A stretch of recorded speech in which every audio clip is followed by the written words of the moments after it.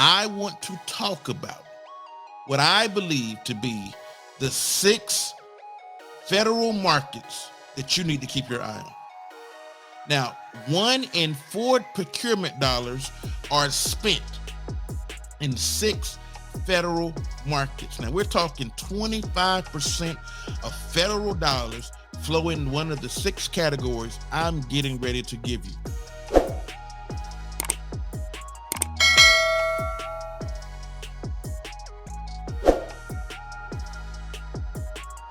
Welcome to my channel. My name is Dr. Curtis A. Merriweather Jr. And in 2020, I was named a game changer by the White House Policy Advisor for Innovation and Entrepreneurship. Now, the goal of this channel is to help entrepreneurs overcome common business challenges. Now, many of you know, if you've been on this channel for any length of time, that most of my content is surrounding government contracting. Now, our goal is to help entrepreneurs. Now, we help entrepreneurs by providing education, consultation, and training support services. Now, our consultation, education, and training support is underpinned by 26 plus years of progressive experience in this space. I've also invested very heavily in my education. As many of you know, I have a PhD in management, I have an MBA, and a Master's of Science in Project Management, and my undergraduate degree is in computer engineering. But the goal of this channel is for you to leverage my experience. You may not want to or desire to go and pursue as many educational pursuits as I have. So the goal here is to pass that knowledge on to you, to lower your learning curve. And I want you to get results faster than I did. So that's the goal of this channel. Now, if you have not already, I want you to go to 8figuregovcon.com. The URL is on the screen. And I want you to go and look around on our channel. A lot of your frequently asked questions are probably going to be answered just by browsing our website. Now, if you've been following us for any length of time and you want to work directly with me, you want me to be your coach, go to 8figuregovcon.com and go to our store page. The URL again is on the screen, and you can look at our offerings. Now, our 2 flagship programs is the 8-figure government contracting mastery 5X bundle. Whether you're new or a seasoned entrepreneur, if you're new to the government contracting space, that's going to be the program for you.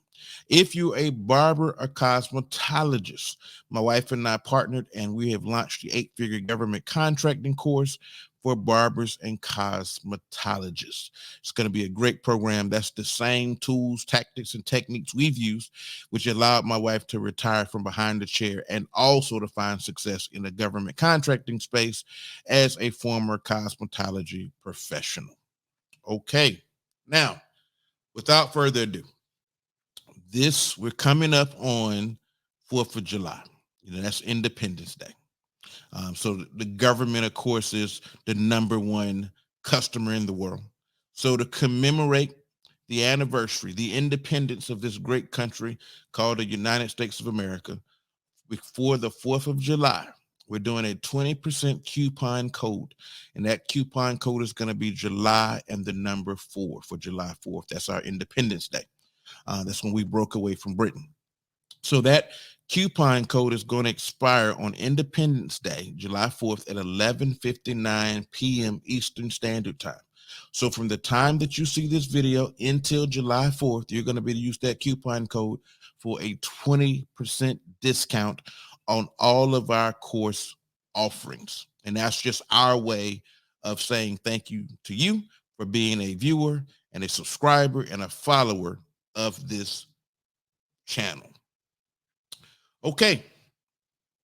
Now, if you have not already, I want you to share. I want you to like, subscribe, and hit the notification bell. Now, hitting the notification bell is going to keep you apprised of any time I release new content. You're going to get a notification so you can navigate to the channel and remain apprised when I drop new content. Now, I typically drop content somewhere between Thursday and Saturday on a weekly basis. Now, I did not record last week, had a few things going on, but I'm back on our regularly scheduled program this week. So between Thursday and Saturday, usually, I drop new content. Okay. So to remain apprised, definitely hit the notification bell. Now, with all of that out the way, I have a great topic for you all today. Got a great topic for you all today. And what I want to talk about today are the 6 markets to watch in the federal space. These are the 6, what I believe to be the hottest markets to watch 2023 and beyond. And I plan to share my thoughts about the market with you all. So before we even talk about the 6 markets to watch, let's just briefly talk about the market. Now, there's some interesting things happening in government contracting today. The industrial base is shrinking. Now, you say, Curt, what do you mean by the industrial base? What I mean is the amount of primes and contractors, prime and subcontractors in the space is declining. You heard me. The number of prime contractors and subcontractors is declining, which means federal agencies are being forced to rely on larger contract vehicles with longer periods of performance. I'll say it again. The industrial base is shrinking. So let me give you a graphic illustration of what I'm talking about.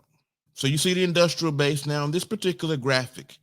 I'm showing FY12. We know that the federal government operates on a fiscal year, not on the calendar year. So October 1 through September 30th is a fiscal year in the federal government. So October 1, 2023, we'll be going into a new fiscal year. That'll be fiscal year 24, although we will still be in calendar year 23. Hope this makes sense. Now, if you look and see, in 2012, we had roughly about 140,000 businesses. And now we see if you see it's went progressively down, and we're probably at this chart, it's FY21, probably had a little bit of uptick with all of the, marketing and advertising around government contracting, but you see that it has fallen. So historically it's fallen, and we're somewhere around about between 90 and 95,000 companies. That sounds like a lot, but it's not a lot when you're talking about trillions of dollars being spent in this space. Talking trillions of dollars. The total budget last year was approaching 5 trillion. Now, all of that was not discretionary budget, which is what we're very concerned about as government contractors. That was your mandatory and your discretionary budget. Mandatory, I won't get in that on this video. You want to know about mandatory and discretionary budget, jump into my program, and we'll spend some time talking about mandatory and discretionary budgets. But the big takeaway here is about $1.4 trillion has been earmarked this fiscal year for government contracts. The discretionary money is typically government contract. Now, I've done previous videos. I talked about the different colors of money, how long that money is good for. I don't want to muddy the water. So let's keep moving forward. So the takeaway that I showed you a slide. The industrial base is shrinking. Agencies are forced to rely on larger contract vehicles with longer periods of performance. Now, what does that look like? That looks like this. You're seeing the amount of contract vehicles have went down. Now, why is this important? The contract vehicles have just gotten bigger. They have bundled more services because there's less companies. So the contracts are getting larger in volume to compensate for the declining industrial base. So contracts are getting bigger in dollar amount, and they're getting longer in period of performance. For example, I'm not going to talk about the agency or the dollar amount, but I have a 9-year contract with an agency that I will not name. It's a 9-year contract vehicle. And and let's just say it's in the classified space. I'll say that much. It's in the classified space. You will not see it on sam.gov. Black contracts, special access program contracts, also known as black contracts, will never show up at sam.gov. So let me say this. For those companies that play in the three-letter domains, those contracts typically do not show up on sam.gov. Okay? They show up in other places that are not viewable by the general public. And I'm going to leave it at that. So it is not uncommon for you to find companies that are very successful and you don't see their contract vehicles show up. It could be the type of customers they're servicing.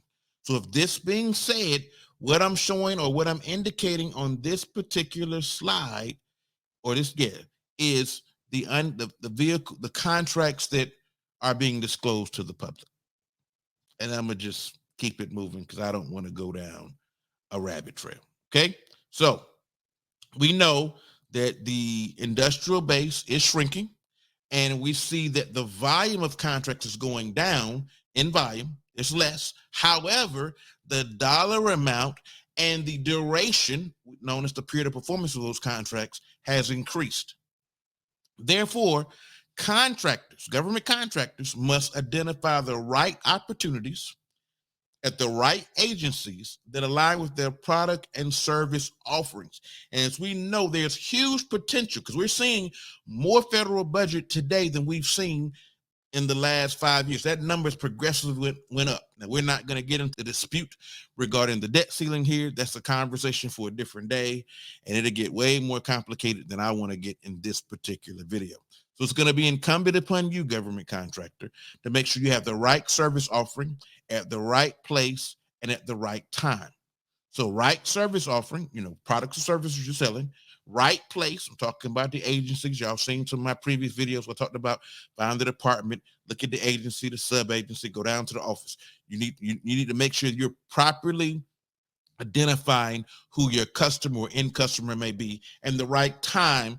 I'm talking about the period of performance. How long is needed to make sure that we're able to deliver said product or service to said federal customer. Now, I'm assuming we're prime, but those same rules apply if you're subbing as well. Now, we talked about the market. Now, there are some consistent themes happening in government contracting as well. Government interaction with the government contracting community. Okay, so what am I saying?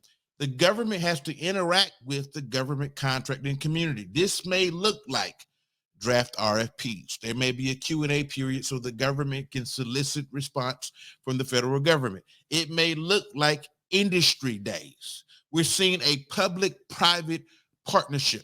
So in an industry day, the government opens up their doors. They tell the government contracting community to come in, and the goal of an industry day is to initiate a back and forth, a dialogue between government and industry regarding the needs of the federal government and how those needs can best be met.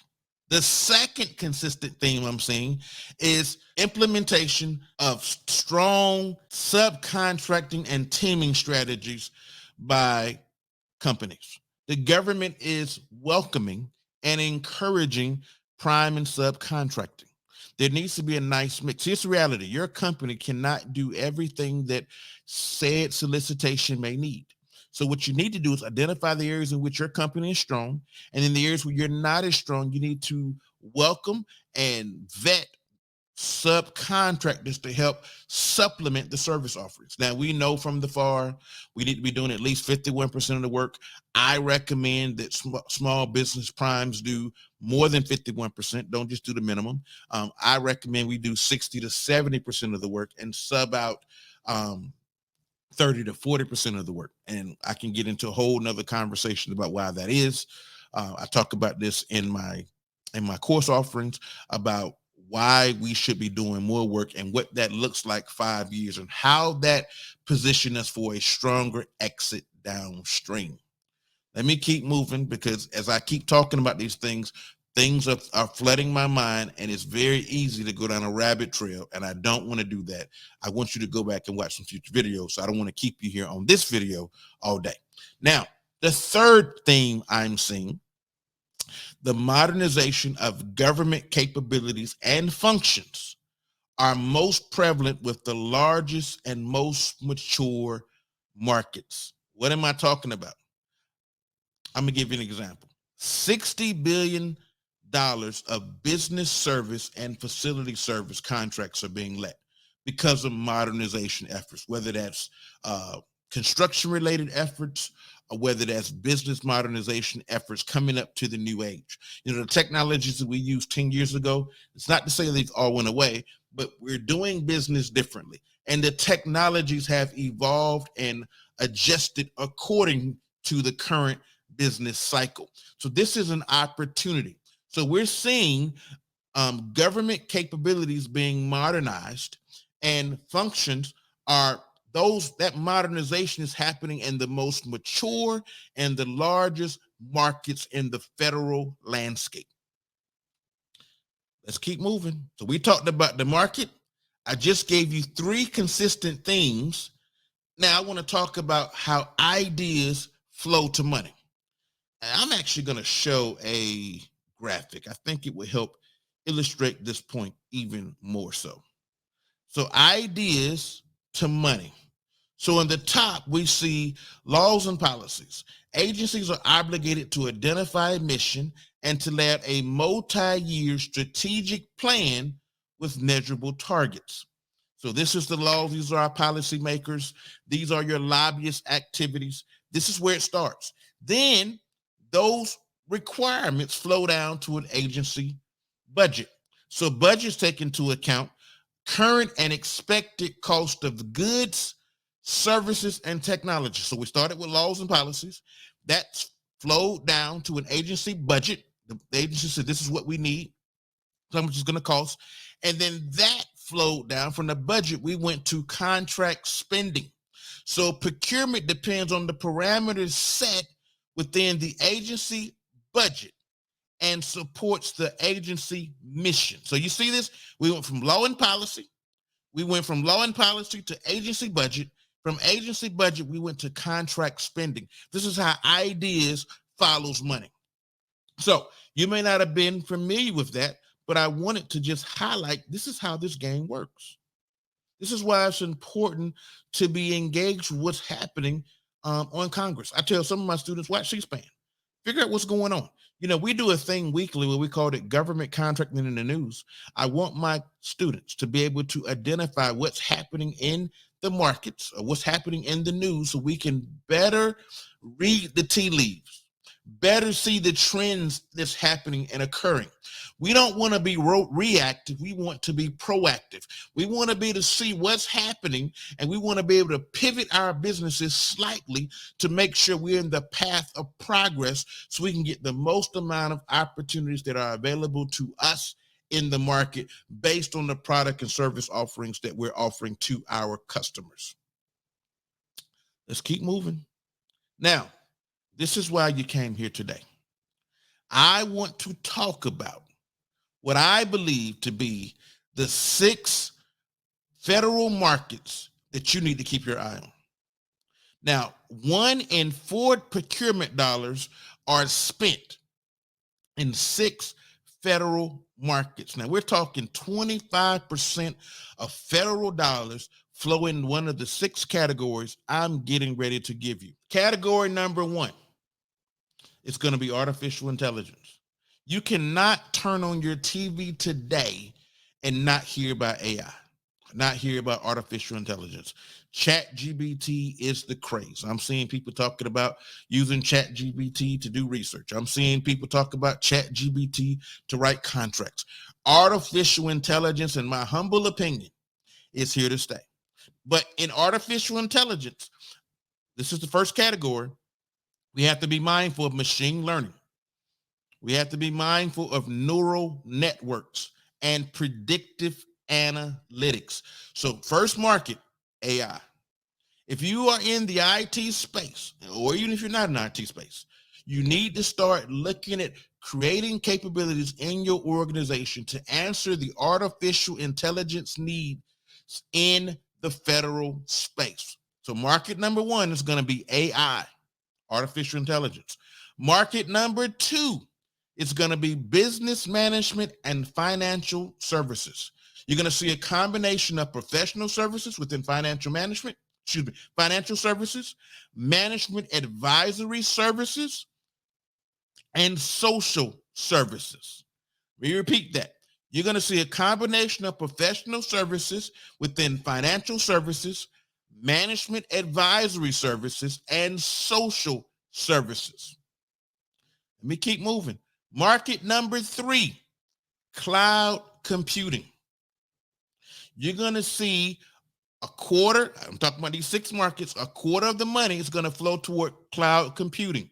That looks like cloud migration and cloud services. If you're going to be in this space, you better understand AWS, Amazon Web Services, or Microsoft Azure. Those 2 are the 2 primary solutions, not the only, but 2 of the primary cloud solutions being procured by federal customers.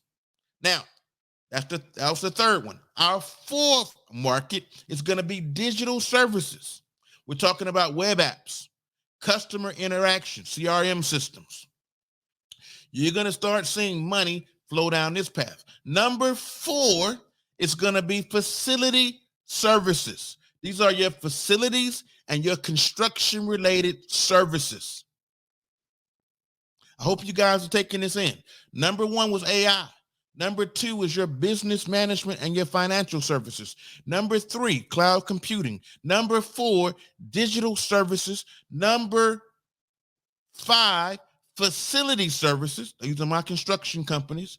And then number 6 is going to be operations and logistics. Now, you say, Curt, what are you talking? Now, logistics is a big word. I want you to think supply chain. I also want you to think supply chain risk management. I want you to think base logistics, distribution, operations. This is where I believe the trend is headed. And to get in the path of progress, these are 6 markets I want you to strongly consider: AI, business management and financial services, cloud computing, digital services, facility services, operations, and logistics. That's what I want to share with y'all today. Here are the 6 markets that you need to be mindful of. Probably gonna just do this for my students. So if you want to do a deep dive in that, you may want to jump into our course. I'll do a deep dive into these 6 markets so you can understand where the upcoming contracts are and where you should invest as a business owner. But that's all I got for you today. But those are the 6 markets to watch. Again, AI, business management and financial services, 3, cloud computing, 4, digital services, 5, facility services, and 6, operations and logistics. And I will be talking to my students about where the contracts are in those markets. So if you want some actionable coaching, I definitely tell you to recommend that you take a look at our program, tap in, because our people are winning contracts and we're building scalable businesses. But that's all I got for you guys today. I hope this was a great video for you, and I look forward to seeing you in future videos. And go back and watch some of my previous videos, and I'll see you guys in a future video. Until next time.